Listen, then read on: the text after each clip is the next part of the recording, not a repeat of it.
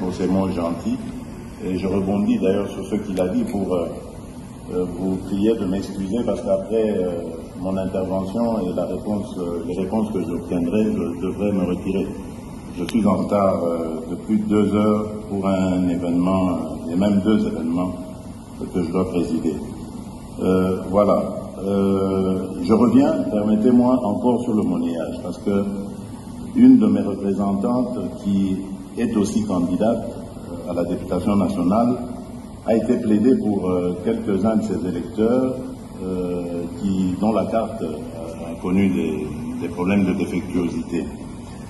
Et là, malheureusement, et c'est vraiment scandaleux, des agents de la CENI lui ont exigé de l'argent.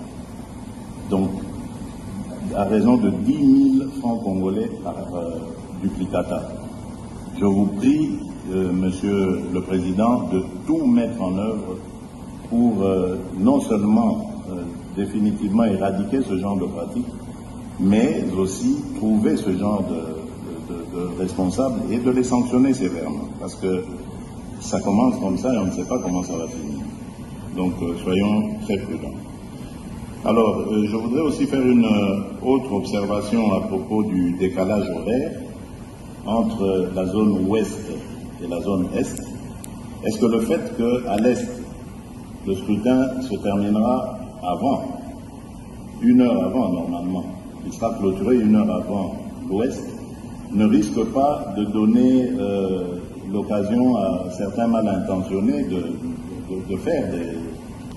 je pensais ici, par exemple, à 1 heure conventionnelle, uniquement pour ce jour-là, d'avoir une même zone horaire sur toute l'étendue du territoire national.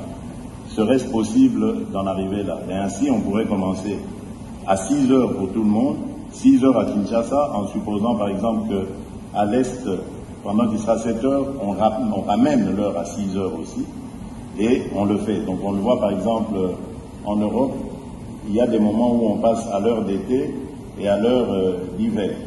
Donc c'est possible, c'est une convention, il suffit simplement de se mettre d'accord tous ensemble.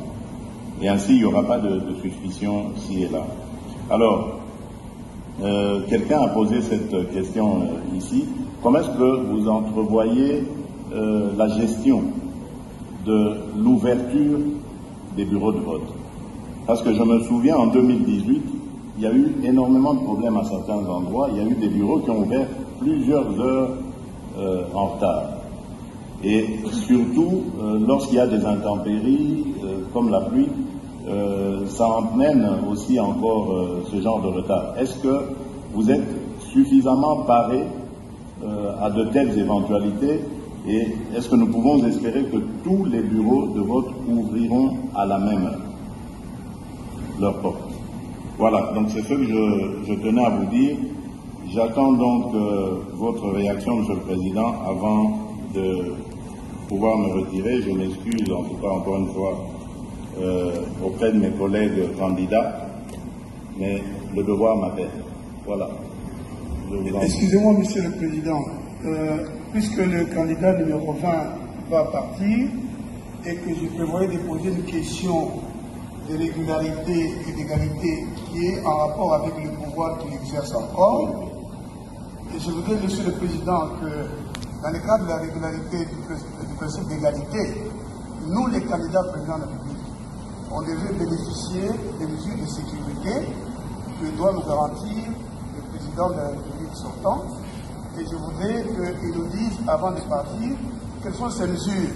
Parce que si nous sommes égaux en tant que candidats, mais nous ne sommes pas en réalité, parce que pour que le président candidat arrive ici, la route était barricadée partout et il a pu arriver tranquillement. Mais nous, on était dans des embouteillages, il a fallu négocier. Mais si, dans le cas des mesures qui sont prévues, on peut nous assurer aujourd'hui que nous aurons le nombre de gardes, mais aussi un véhicule pour les policiers qu'on aura, un véhicule gyrophare pour nous ouvrir la route. Pendant le temps que nous sommes candidats, ce serait juste, ce seraient des petites mesures qui réaliseraient l'égalité. Je pense que le président de la République sortant qui a encore le pouvoir, peut nous les garantir à tous pour réaliser cette régularité et cette égalité. Je vous remercie. Heureusement, pas moi qui organise cela. Je crois que c'est le ministère de l'Intérieur. Sous vos ordres. Aussi les comportements des gouverneurs dans des provinces qui interdisent le meeting, le réunion. Si les chefs de l'État, les présidents... S'il vous plaît, suivons l'ordre, je vous en prie. Nous demandons à son Excellence, Monsieur le Président de la CENI, de répondre à la question qui a été posée. Et je voudrais vous proposer, avec tout le respect dû à votre rang,